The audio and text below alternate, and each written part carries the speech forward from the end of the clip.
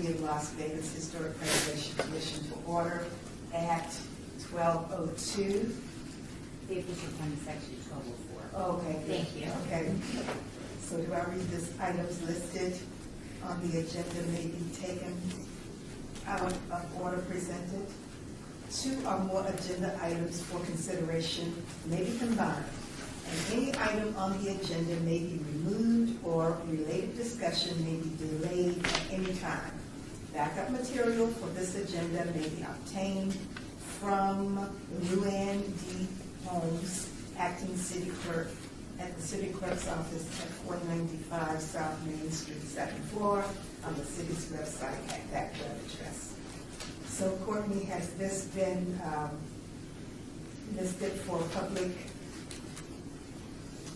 Compliance, it does get, yes, we have noticed in compliance with the open meeting law. Thank you. Thank you so much. Public comments during this portion of the, Take the roll, please, Chair. oh yes, please. Chair Stillwell is excused. Vice Chair White. Here. Commissioner Posh. Here. Commissioner Klink. Excused. Commissioner Beck. Here. Commissioner Hotchkiss. Excused. Commissioner Surface. Excused. Commissioner Bellis. Excused.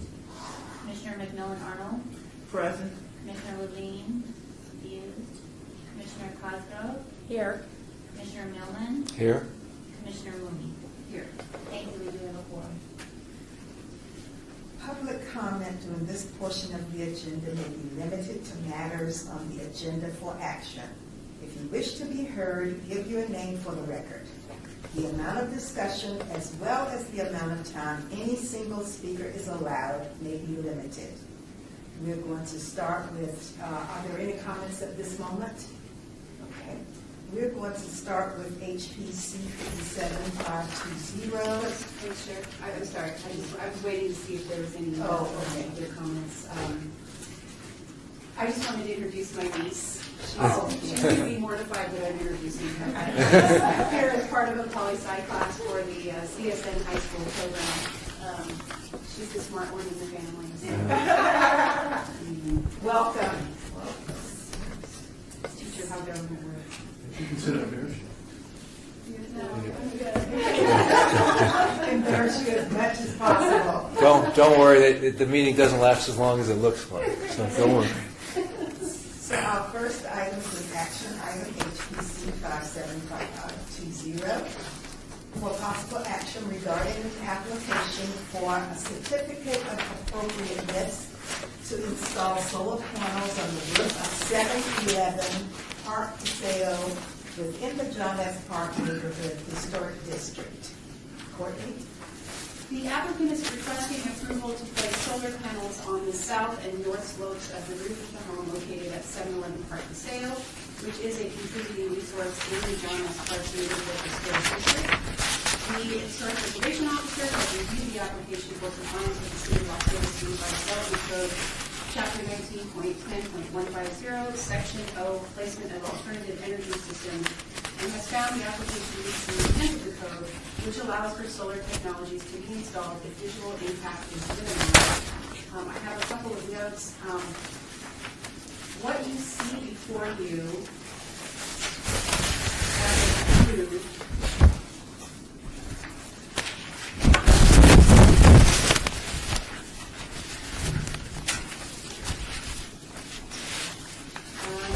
because I'm looking at my staff report and I don't see the entire packet.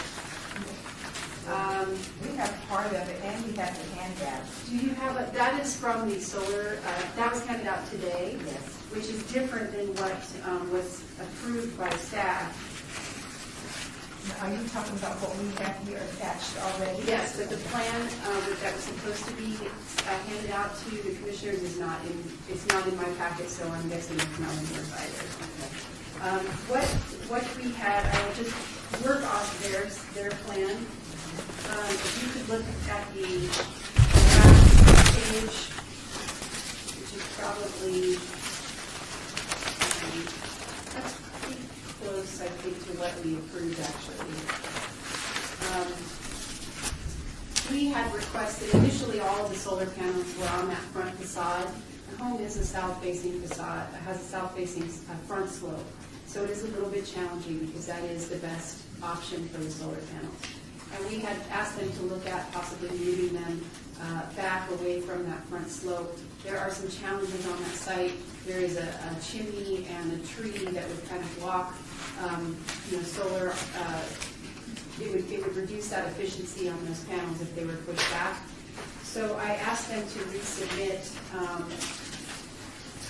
the optimum placement, which they provided us with here at the meeting, which is moving some of those panels back to that south slope.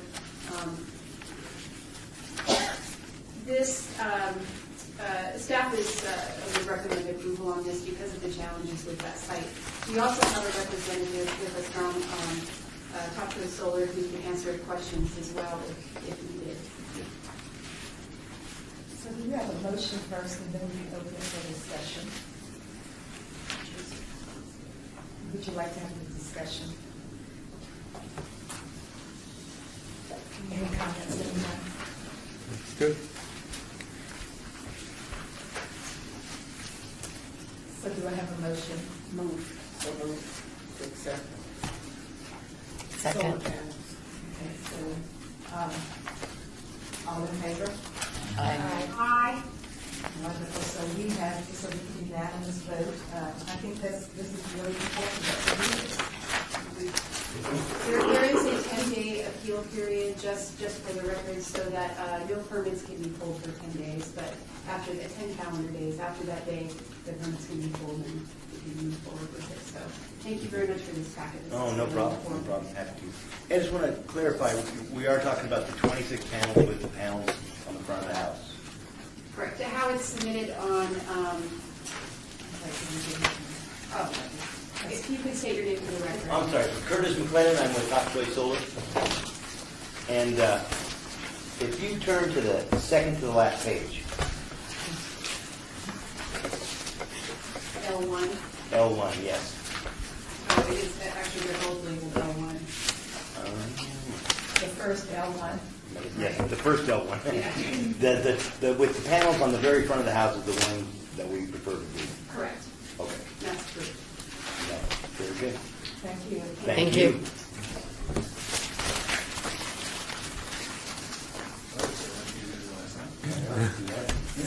So our next action item is item 6, HPC 57892, for possible action regarding the preparation of a chronological history of development of the historic West Side. I'd like to make a comment. I think that what Bob had in mind when he said this was the word West Side and how it had evolved over time. But I am not, You also wanted to know the outlines. You wanted to know from where the lines, the boundary lines. Thank you. but I have no objection to doing a history of the whole area as stated here, since it would help with my book.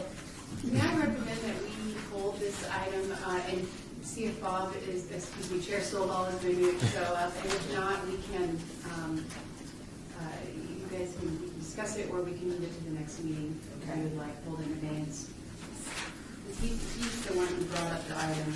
Yes, We're gonna trail this item. trail the item, trail the site. Special order. I love that, okay. New word. Yes.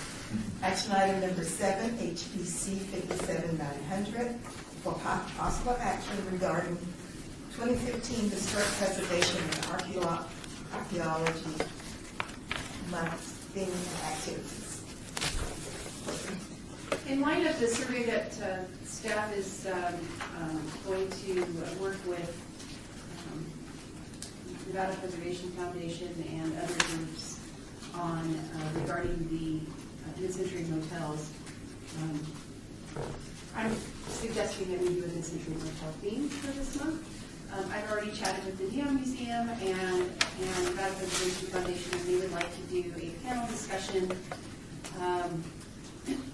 around the proposed theme, and we're kind of looking for areas such as a rehabilitated motel to host the location. Maruzzi, who wrote the El Cortez nomination report, has agreed to participate. He's our first agreed participant. And we're still looking for moderators. Jerry Stefani has also agreed to participate. If any of you remember, I think it was year before last, he worked with Peter Maruzzi and did the then and now presentation at the El Cortez luncheon. He's got a lot of information about what the hotels and motels used to look like and what they look like now, so that'll be interesting. And of course, other activities is the annual awards for excellence in historic preservation, the Historic Preservation Month proclamation, Colorado Days, and that's all we have on the list for now, but of course, commissioners are encouraged to submit other ideas. And we're looking for approval on the theme, however, today. Okay.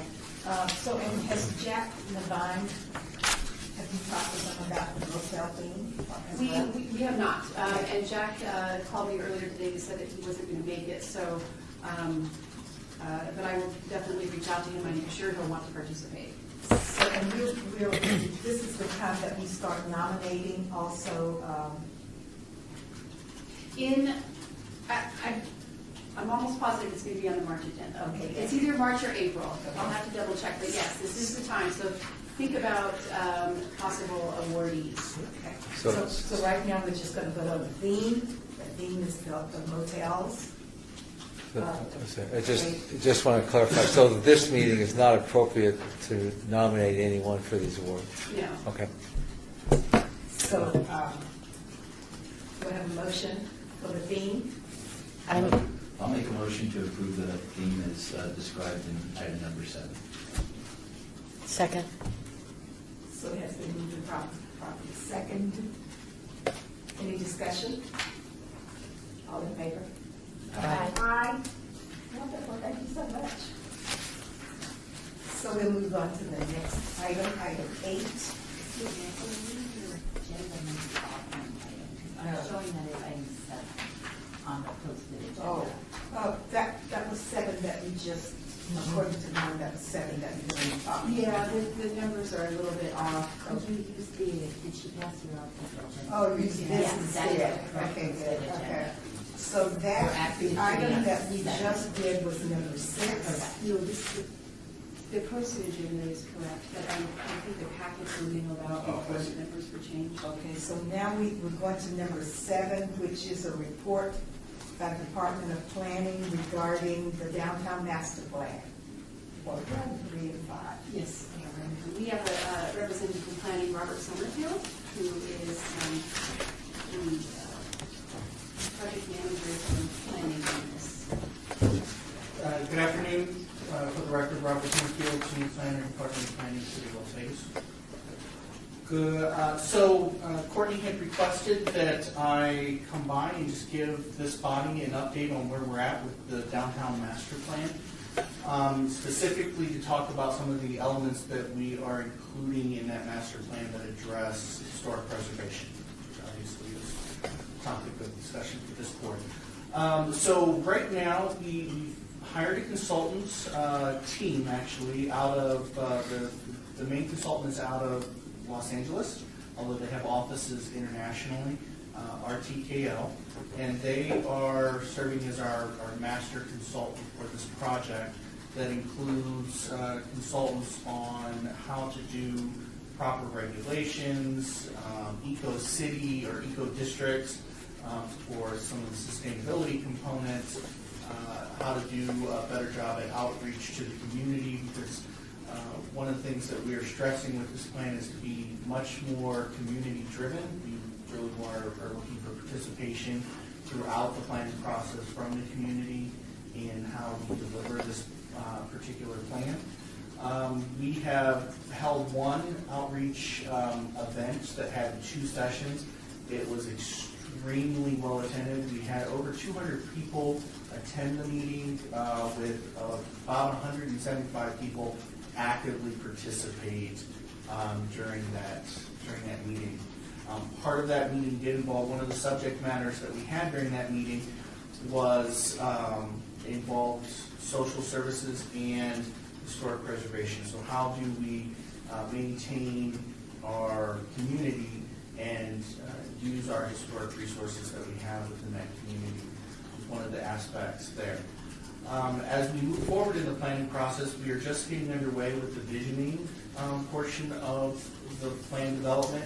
This is a overall 15-month planning process, so we're only into approximately month 4 of this program going forward. So we're just getting into the visioning exercise. In fact, we have a meeting later this week with our steering committee to kind of get some of their input on visioning, and then the consultants will put together some different options, packages, and we're hoping to come back out to the community in April and get some feedback on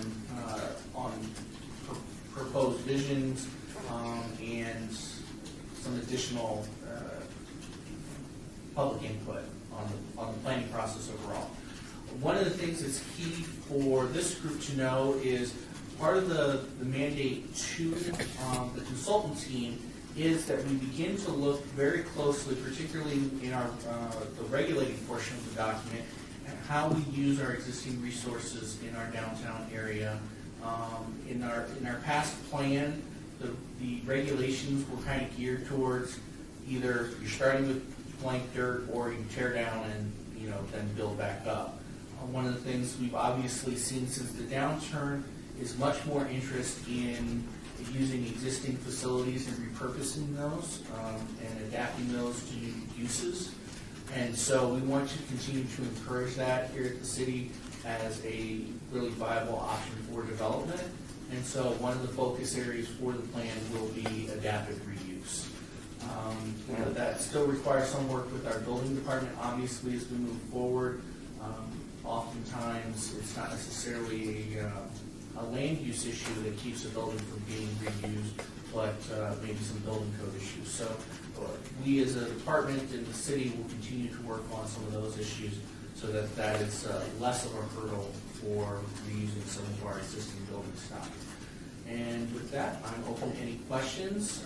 We are hoping to have a plan that can go before Planning Commission and City Council at the beginning of 2016.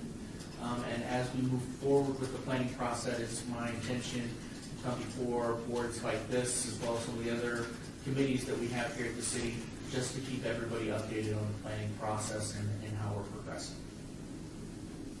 Questions, anyone? Just have one over. Is there a section to look at transit-oriented development? Okay, so one of the key components of this plan is the transportation element. And that transportation component is actually, I've been trying to think less of calling it transportation, more mobility. And so we are looking at a variety of different options around the mobility theme, including transit-oriented development. So as we begin looking, because we're also, my team is in partnership with Public Works, who's doing a citywide mobility study as a part of the planning efforts that are underway. And so one of the things that we're trying to collaborate on is as we begin looking at those larger system improvements that we know we need, light rail has talked about, maybe an expansion and a reworking of some of our BRT options. How do we incorporate transit-oriented development into those planning efforts, including obviously a big hub for downtown with the transit center and what we have going on there. Thank you. Do you want to comment about some of the comments that were at the public meetings about historic preservation, just briefly? Yes. Okay, so during the outreach event that I described that we had at the end of January, a lot of the comments did revolve around there is a strong interest among the community, particularly the residents that do live in and adjacent to downtown, in maintaining some of our historic assets. We had a nice showing of residents that live in the Jonas Park and in that area attend the meetings. And so there's, like I said, there's a very strong interest in historic preservation in the valley and maintaining that for downtown. But one of the things that did come out of that is we want to maintain some of that character that exists downtown and not have it become the Strip or some of our more suburban environments that we have here. So kind of maintaining that historic old town Las Vegas feel. bringing some of that back where appropriate as well, where maybe we've lost some of that. I want to be sure that we know about this meeting. Sometimes we get so many notices that we kind of, there's just so many, we don't know which is which. I really want to attend these meetings, but I don't know which one it is. Okay.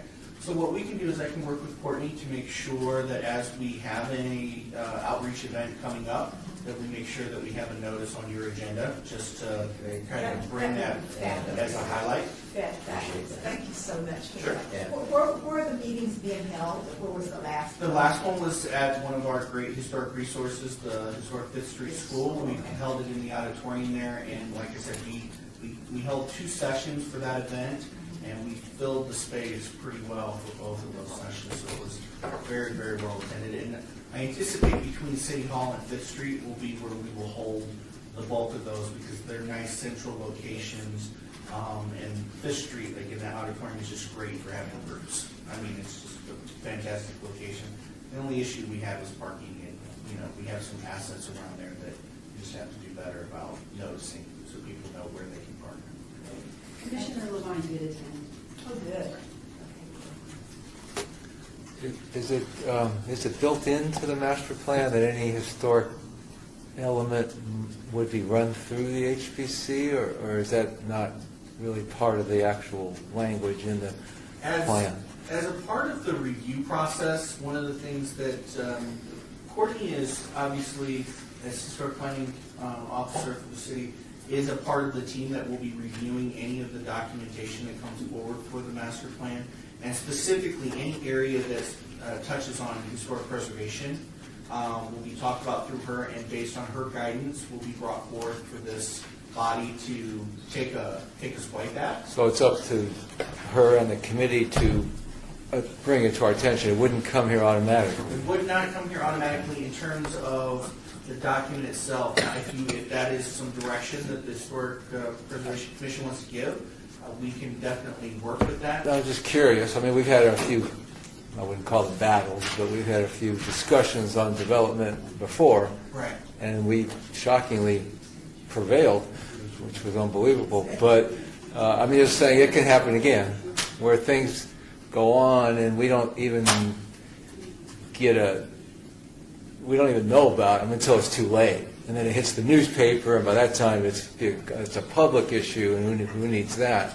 But I'm just saying, I was just curious if it was built into the system. No, and I want to make clear too, any development that falls under the historic preservation chapter of Title 19 would obviously come to you guys. In terms of the plan itself and the language that we use there, and/or the regulations that we propose for downtown development, again, like I said, Courtney will be on the review team. I'm more than happy to bring that, when we have a draft available for review and comment, to have that added as an agenda item, if that is the direction of the commission to do so.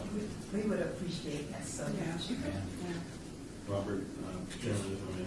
Yes. This is part of is this an element of the city's comprehensive plan? It is not. It would be, it's not a direct element of the comprehensive plan. It's enacted because of objectives and goals and what have you of the master plan that calls for a downtown plan. Gotcha. But it is not in and of itself an official element of the 2020 master plan. Okay, thank you. Wonderful. Thank you so much for that. Thank you.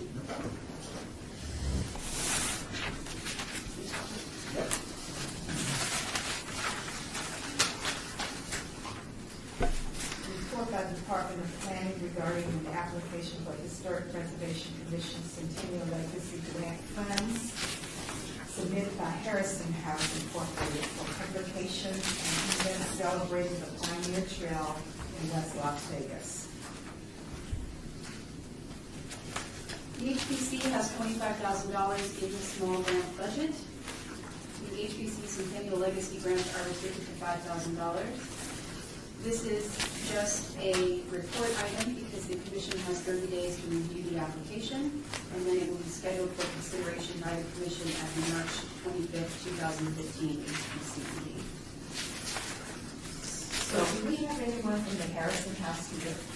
They're not required to attend this meeting. They're required to attend the meeting when the agenda goes for consideration. Okay. So today, we're able to discuss this if we'd like.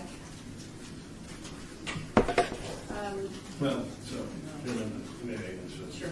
The answer is you can discuss it generally, sure. I mean, Yes. we've got an agenda item, there's a report of the planning regarding the application, we've got an application in front of us. So you can discuss the report. There is no action item indicated, so I wouldn't be recommending any action be taken. Good. So are there any, did everyone have a chance to look at this, and are there any comments that you'd like to make on this? This is a entity that we've supported in the past. They are, as you probably know, they're trying to fix up a property that is now on the National Register of Historic Places. This is one of the boarding houses, the last one of its kind, left in West Las Vegas, left on the west side. We don't do West Las Vegas here, so thank you so much.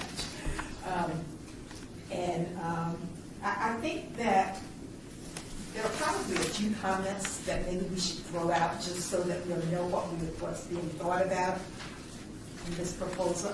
It looks as if there are a few things that have been omitted here and maybe would make this a stronger application.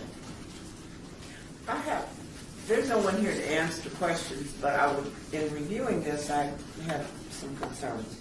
Because one, we've given them money, last year, but I think it's a good idea. But my concern is that there's no in-kind service. I don't see any volunteer service. I don't see any volunteer hours done by other people. I don't see where people are, where they have people donating money or what they're doing to attempt to earn money for the Harrison House.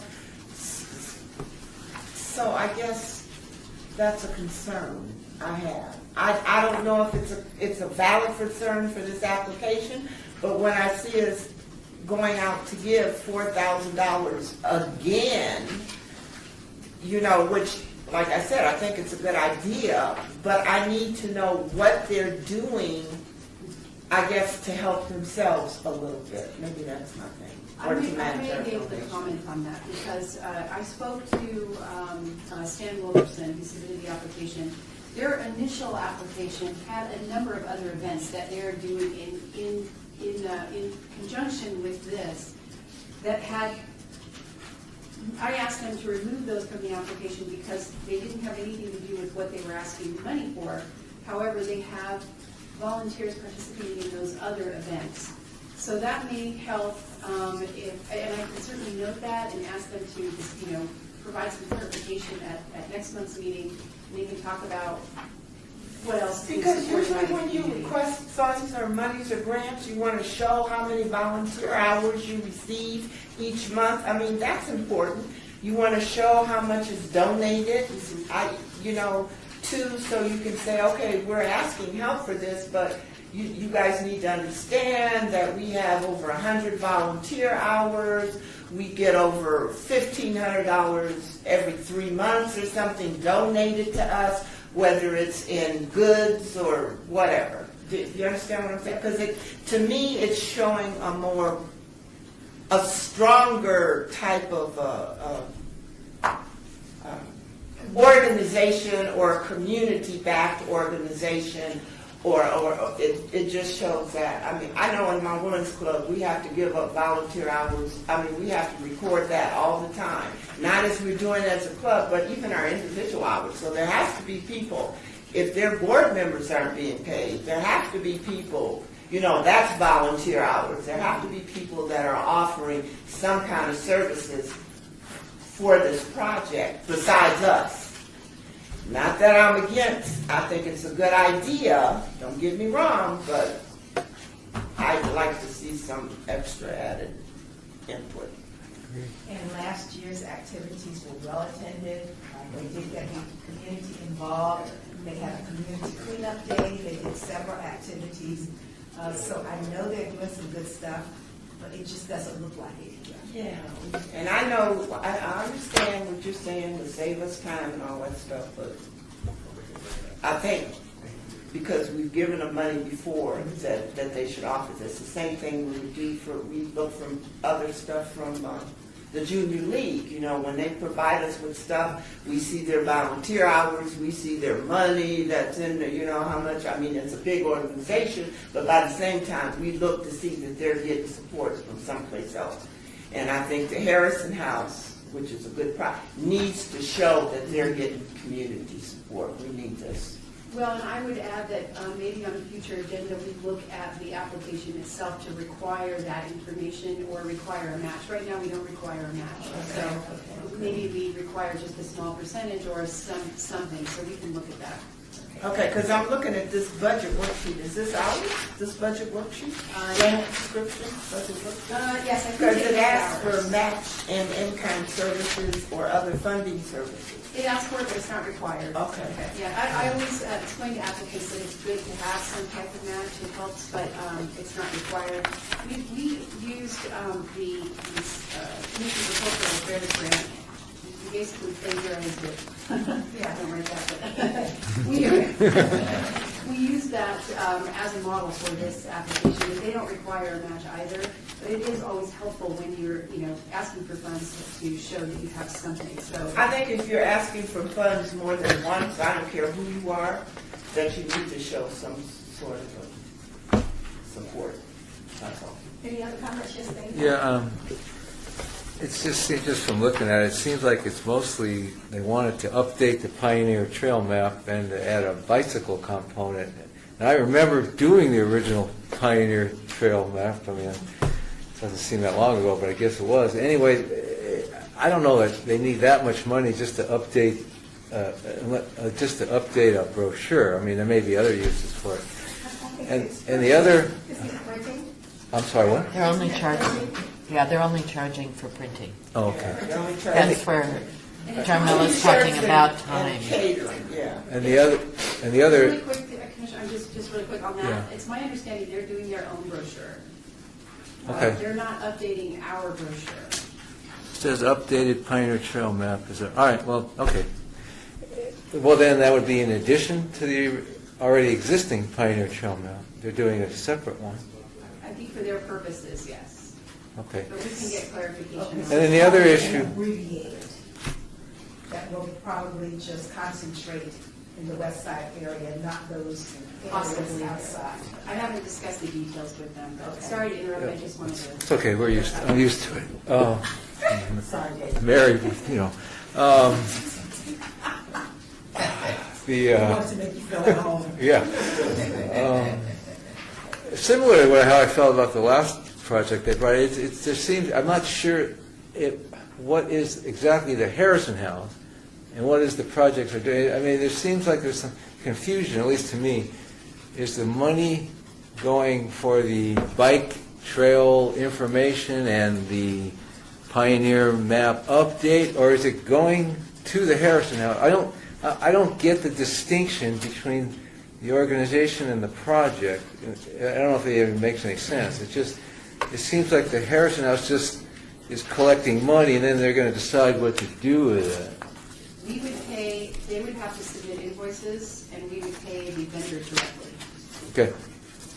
Right. And it looks as if they're going to plan an event, and they're going to serve food, and they're going to do a map for this event. Correct. Okay. And we get to review all those things prior to us authorizing this.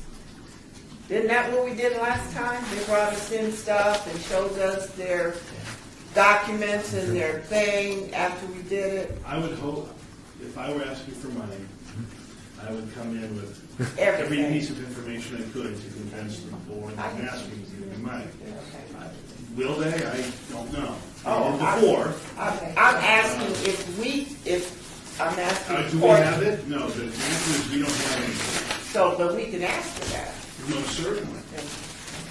So next time this comes up, if you don't get what you need and you're not comfortable with approving it, you can either deny it or you can obey it and tell them what it is you need. That's what you can do, so. But this allows us to let them know in advance what we'd like to see. Correct? I will forward these comments. Yes, so I think this is a good strategy. Okay. Any other comments? I agree. Okay. Item number, We need a motion. Do we? this is not an action item. Oh, right, thank you. Number 9, report by Department of Planning regarding historic and archaeological resources. We also need that. I really appreciate this, that you do this every time, Courtney, okay. Especially item number, put on oral history. I thought that was kind of a nice one. That was a great article. You thought I missed that. These really help a great deal, and I just appreciate you pulling them together. Sometimes I miss something in the newspaper, and this just puts it all in one package. And so I thank you for this.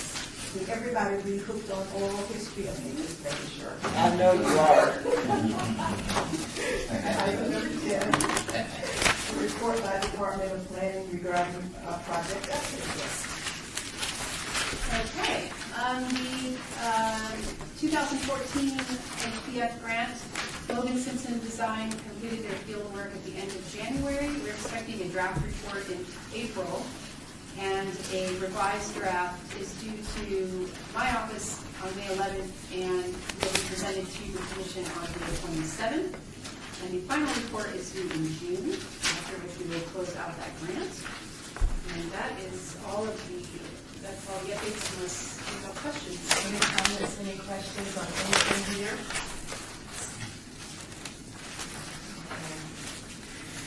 And our last item for today is, number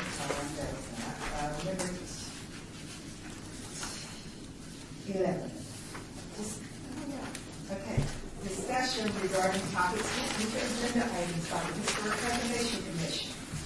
Comments made during this portion of the agenda by individual commission members shall refer solely to proposals for future agenda items, and any discussion shall be limited to whether or not any such proposed items is or are within the purview of the commission, and or whether such proposed items shall be placed on a future agenda. No discussion regarding the substance of any such proposed topic shall occur, and no item shall be taken regarding the proposal.